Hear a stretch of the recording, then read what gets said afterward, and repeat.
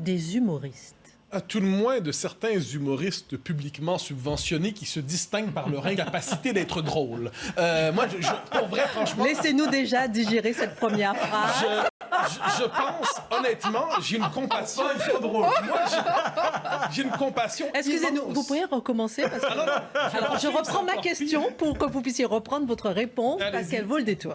Subissons-nous la tyrannie des humoristes? À tout le moins d'humoristes publiquement subventionnés qui se distinguent par le fait de ne pas être drôles. Et je pousse plus loin la réflexion. Allons-y. Je confesse une véritable compassion pour les animateurs de France Inter, par exemple, qui doivent chaque jour faire semblant de rire devant des gens qui ne sont pas drôles du tout.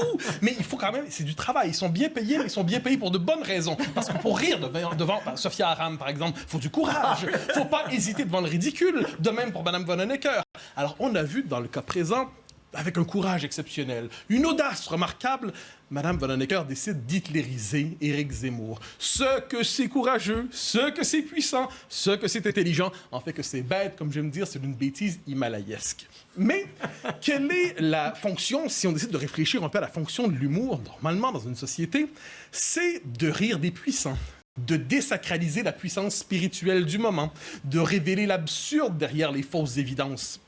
Mais que font aujourd'hui ces humoristes stipendiés, ces humoristes mercenaires, ces humoristes théologiens?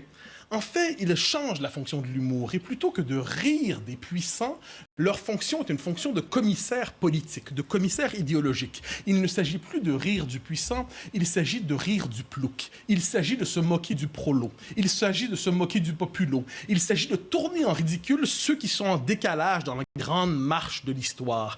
Il s'agit de se moquer de ceux qui ne communient pas à la puissance spirituelle du moment. Et ça, on revient à la fameuse question du woke, c'est-à-dire le saint migrant, le saint non-binaire, le saint minoritaire, la sainte victime. Et là, ces figures devant lesquelles nous devons nous incliner, parce qu'elles portent la vérité. C'est la puissance religieuse de notre époque. C'est la nouvelle figure messianique. C'est la figure christique. Toi, l'exclu de l'Occident, viens nous sauver. Ajoutons une majuscule à ton titre. Bon. Tout ça est assez lassant quand même. Or, cette brigade d'humoristes qui sont payés comme des commissaires politiques, en fait, qui ont pour fonction de lancer la meute sur celui qui pense mal. Et quelquefois, ils peuvent même décider d'attaquer des collègues dans la profession qui ont le culot de mal penser. Et là, ils vont décider de rire publiquement d'un collègue, d'un ami, d'une figure, d'un intellectuel, d'un politique qui se distingue simplement par le fait qu'il pense mal. Et alors là, en meute, en l'esprit de meute, y a-t-il quelque chose de plus bas que l'esprit de meute, que l'esprit de lynchage? Quand tous ensemble, on décide de piétiner le mal-pensant, bien, certains font carrière là-dedans, on les nomme humoristes.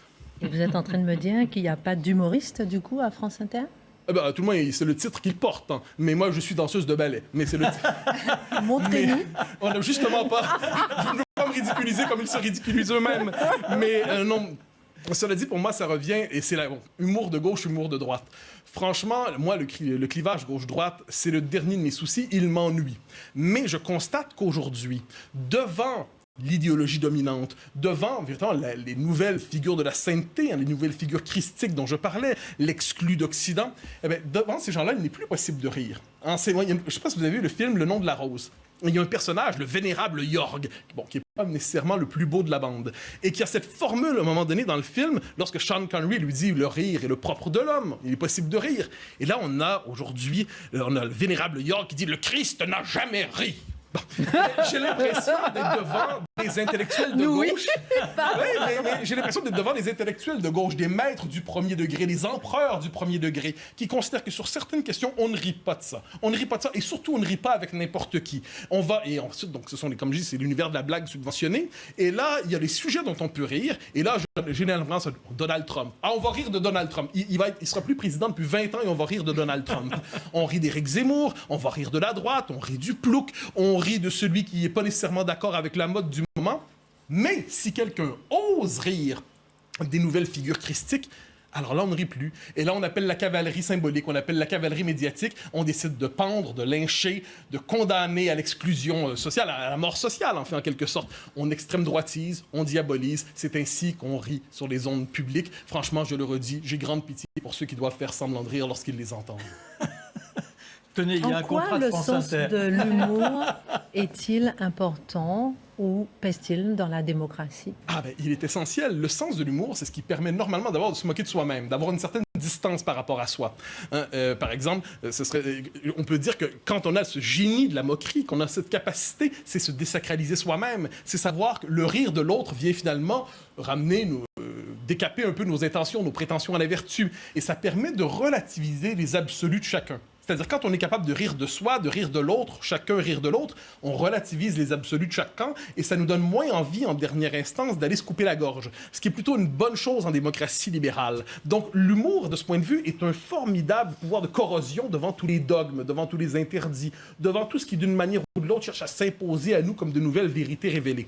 Et c'est pour ça que, de mon point de vue, les plus drôles, ce sont ceux qui soient humoristes ou non, que ce soit clairement sous le signe de la blague revendiquée, se moque avec un certain génie de l'esprit de l'époque. Fabrice Lucchini n'est pas un humoriste, mais lorsqu'on l'entend parler du fait qu'il aimerait être de gauche, ce serait formidable d'être de gauche. Et il est quand même formidable. OSS 117, 1 et 2. J'ai pas voulu voir le 3, je crains le pire. Mais 1 et 2, c'est formidable quand même. C'est une manière de rire de l'époque. Gaspard Proust, le type dont le nom m'échappe et qui fait Brute. Il y a quand même aujourd'hui, mais le véritable humour, c'est celui qui consiste à se moquer de l'esprit de l'époque, se moquer des vrais puissants, se moquer des vrais théologiens, les théologiens du progrès autoproclamé.